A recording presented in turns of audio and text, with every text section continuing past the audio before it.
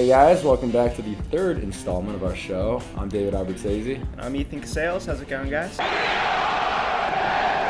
I'll start off, you've noticed we have some new additions to our table. Before it was just the cup. Our generous partner, Happy Valley Restaurants, hooked us up with some awesome Kanye Saquon 2020 shirts, signs. I guess in the election spirit, you know. Of course, yeah. You can see who's got our vote. So we're going to start off with a little Penn State-Iowa recap. Obviously, you all saw the game, you all know the score, and you know that Penn State dominated throughout. Incredible performance. It was really refreshing too, I think, to see the team follow up its big win over Purdue with another commanding victory. Something that really just caught my eye, and I think caught everybody's eye, was just the play of the defense holding Iowa to 30 yards rushing. All started in the trenches, yeah. The defensive line, that platoon that Sean Spencer has rolling out there every time, really just picking up their game as a unit as a whole. Right, and on the other side, you got Penn State, 359 yards rushing. You had everybody getting into the mix, and it's really nice to see them not just relying on Barkley. Whereas, I mean, you have an otherworldly talent in Barkley, but you cannot ride him into the ground, and they're not doing that. They're using Miles Sanders, I think, very effectively. Yeah, definitely. And having him on kickoff returns as well is definitely able to keep him fresh and get him going once he does check into the ball game. But hopefully, you know, we see everybody get in on the action, but we'll see. All right, so shifting our focus to the Hoosiers, coming to the ball game 5-4, 3-3 in the Big Ten, fresh off wins to Maryland and Rutgers. It all starts in the passing game with Richard Lago. He is a bit turnover prone with 13 picks, but he is showing he can command the offense and really push the field.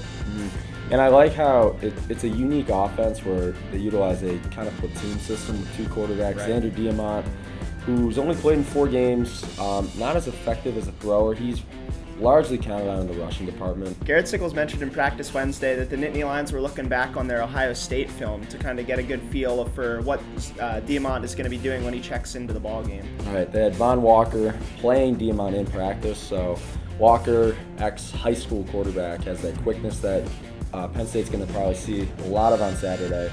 And also in the rushing department, you have Devine Redding, Indiana's featured back, just a phenomenal player, 828 yards on the year so far, 3 touchdowns for him. Long of 36, he's just a guy that gets a job done. You know, I'm thinking Penn State's they're feeling pretty confident right now in their front 7 against the run. I mean, again, holding Iowa to 30 yards. Just, again, what you're seeing from Penn State is a unit that's healthy and it's producing results. And they're playing with a lot of confidence. I mean, got first-year defensive coordinator Brent Pry doing a tremendous job getting his guys ready, and it's really showing on the field.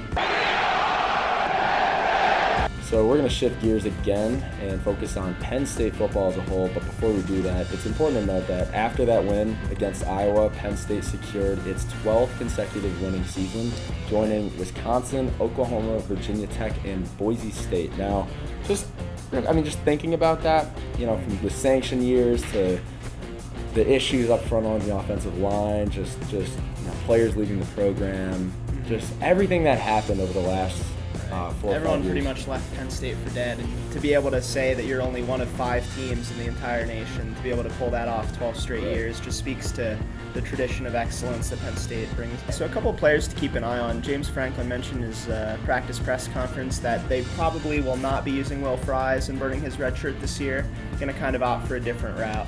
Yeah, you know, not really worth it. And in his place, you're probably going to see Ryan Bates play some tackle if Mahone isn't available to go. Yeah, redshirt freshman left guard, going to be switching out to probably right tackle there. Played it in high school a little bit at the Under Armour All-American game. So he's extremely athletic. He's shown, again, I referenced the 81-yard touchdown by Saquon Barkley against Purdue. The only other white jersey is Ryan Bates blocking alongside him the whole play. And just to see a big guy like that run is phenomenal. And yeah, playing as a veteran, as a redshirt freshman is really hard to do. Really stepped into the starting lineup from day one and hasn't missed a beat. So, folks, that's all we got for you this week. Thanks for tuning in as always. Enjoy the game this weekend. I'm David Abruzzese. And I'm Ethan Casales. Have a good one.